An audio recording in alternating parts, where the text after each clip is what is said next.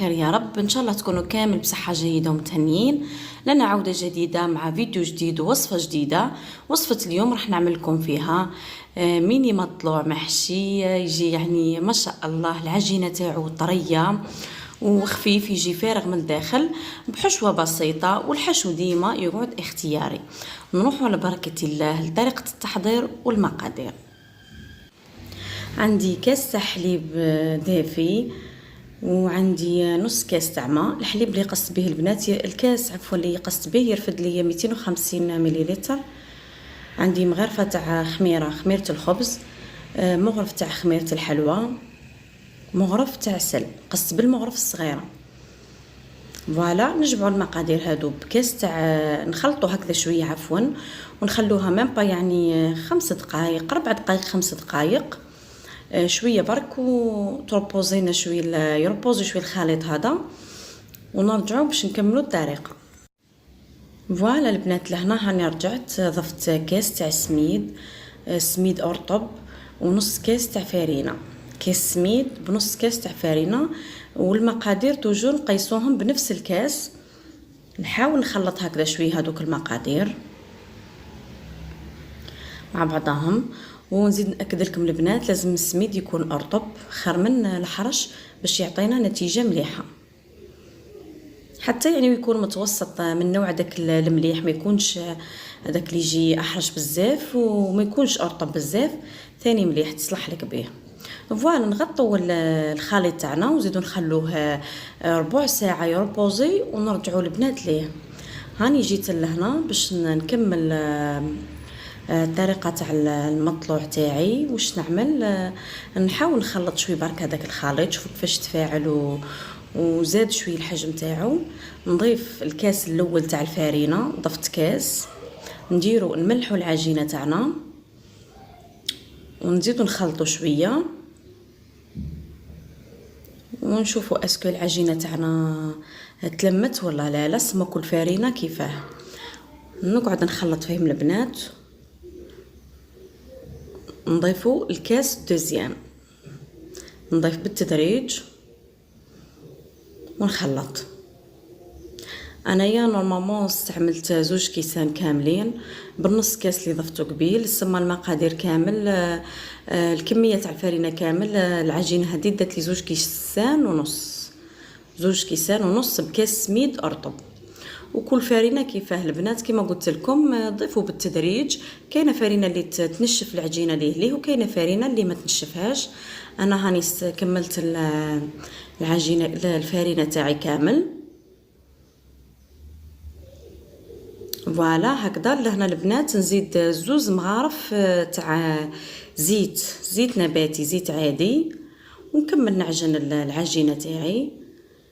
كما نعرفوا يعني الفارينه ما تديش بزاف في العجين، المهم ندخلوها هكذا في بعضها باش يدخلوا هذوك المقادير وترطب شويه العجينه.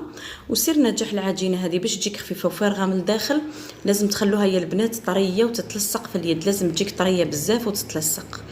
حاولي برك تدهني يديك بالزيت باش تعاوني روحك في العجين وما تلصقلكش العجينه باش ما تديرونجيكش. فوالا ونقعدوا نعجنوا فيها لهنا حتى نكملوا. اني حتى فوق البوطاجي درت شويه زيت باش ما تقعدش تلصق لي. فوالا نقعد نعجن فيها هكذا البنات، ونزيد نغطيها عليها، نحطها في ريسيبيون، ندهنها نرشها بشويه فرينه باش ما تلصقليش، ونحطها مده ربع ساعه اخرى حتى يتضاعف شويه الحجم تاعها ويطلع لي تطلع يعني العجينه تاعي، ونرجعوا نكملوا مع بعضنا. ها هي لهنا العجينه تاعي البنات بعد ما طلعت وضاعف شويه الحجم تاعها. ندهن يديا بشويه تاع زيت، ونجيو البنات لهنا باش نقسموها. يعني هذه المقادير عطاتني كميه لاباس بها، تجيك يعني كميه مليحه. درت لي دوك نقسمها على 7 خبزات، جوني 7، وكل خبزه نقسموها على 2. السما جاتني 14 نحبه.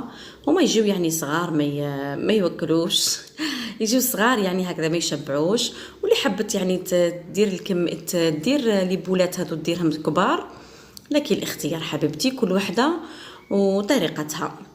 هاني جيت لهنا البنات نحكم البلاطو تاعي، نرشو بشويه تاع سميد انا درتهم صغار برك، واللي حابه تكبر في الحجم تاعهم لكن الاختيار. كما قلت لكم تحصلت على 7. نحاول نخبزهم كامل هكذاك يعني، وما درتهمش كبار صغار بزاف. نورمال يعني، ماشي كبار وماشي صغار، هما اصلا يعني اسمهم ميني مطلوع يعني يجوا صغار. فوالا هاني جيت لهنا البنات، لوزهم كامل حتى نكمل ونحطهم نجوزهم في هذاك السميد تاعي الرطب. هاني جيت لهنا كملتهم، ونزيد نخلوهم يروبوزيو مام با 5 دقائق يعني، ونرجعوا ليهم باش نكملوا باقي المراحل. فوالا هاني جيت لهنا البنات، شوفوا كيفاش طلع الحجم تاعهم. طلعوا شويه يعني، كي تروبوزي العجينه تاعنا تزيد شويه في الحجم. نجيبوا السيرفيات تاعنا باش نبداو نخبزوا الخبزات تاعنا. العجينه طريه يعني تهبل وخفيفه، تجي زي البونج يعني ما تعبكش في الخبيز تاعها. هكا برك بيدك شويه وهي تفتحت، ما نفتحوهمش كبار بزاف وخشام بزاف، وما نفتحوهمش رقاق بزاف. فوالا هاني نقسم الخبز على 2. شوفوا السمك تاعها البنات، ها هي ما هي خشينه، ما هي رقيقه. فوالا نكملوا باقي الكميه كامل بنفس الطريقه، ونتحصلوا على 14 خبزه. فوالا هذه العجينه تجي تهبل يعني ما شاء الله، وحتى يعني ديروهم هكذا فارغين ميني مطلوع، وتجوزوا بهم هكذا شوربه ولا لي بلا تاني تجي يعني تحفه ما شاء الله.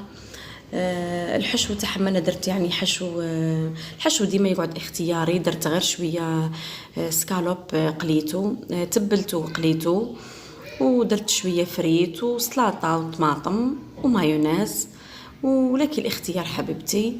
هاني كملت لهنا البنات باقي الكميه تاعي كامل، نزيد نغطيهم ونخليهم يربوزيو ميم با يعني 5 دقائق، ما بزمان يعني يسخن لك الطاجين تاعك ولا مقله تيفال، المهم مقله ما تلصقش. ونجيو لهنا باش نطيبوهم. فوالا لازم مقله تكون تيفال ولا طاجين تاع الحديد اللي نطيبوا فيه حنايا النعمه ويتو. فوالا هاني نطيب فيهم لهنا البنات، نكملوهم يعني كامل بنفس الطريقه او يتنفخ وحده.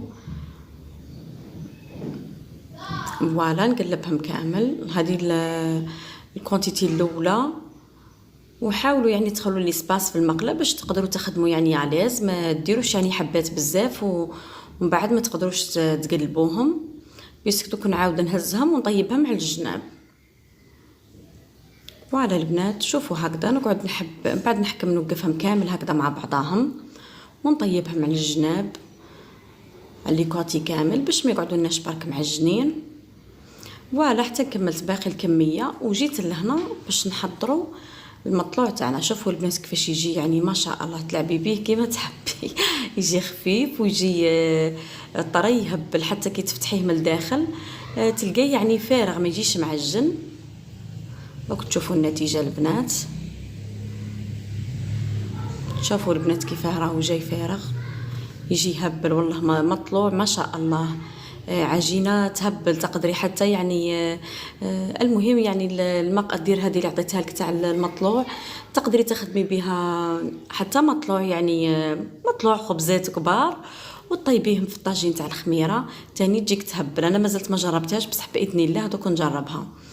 فوالا الحشو كيما قلت لكم درت مغرفه تاع مايونيز، شويه فريت وشويه سكالوب كنت تبلته من قبل كيما درته في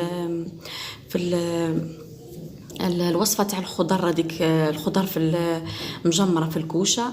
يا اخي نعدت لكم الطريقه تاع التتبيله تاع السكالوب تاعي. نديرو في شويه زيت زيتون ونديرو شويه توابل، شويه توم، شويه كركم، ونخليه مام با ساعتين ولا، ونرجع نقليه البنات. فوالا لهنا هاني نعت لكم الحبه الدوزيام. وشي هو برك البنات حاولوا ما تفتحوهمش على الجناب باش من بعد ما يسيح لكمش الحشو منه من كاينين وحايد هكذا تفتحوا لي منه من قعد باش كي تحشي الحشوه هذيك لداخل تجي الحبه تاع المطلوع تاعك تجي يعني تجي باهيه ما تجيش سايحه منه من الحشو تاعها. فوالا هكذا حتى نكمل باقي الكميه ونحطوهم في صحن التقديم. صدقوني يا البنات، قلت لكم انا اليوم برك من حسيت روحي باللي كليت خاطر انا نحب المعجنات. فوالا هاني كملت الكميه تاعي كامل وجبتهم هنا في صحن التقديم. والحاجه اللي عجبتني فيهم اكثر واكثر انهم على قد ما يقعدوا على قد ما يزيدوا يطراو، يعني عجينه ما شاء الله تقدروا تعتمدوا عليها في الساندويتشات تاعكم في كلش. ان شاء الله لا فيديو تاع اليوم يكون نال اعجابكم حباباتي. ما تنسوناش بتعليقاتكم ولي جان باش يطلعوا لي فيديو. تهلاو في رواحكم حباباتي، ولنا موعد جديد مع فيديو قادم ان شاء الله. الى اللقاء.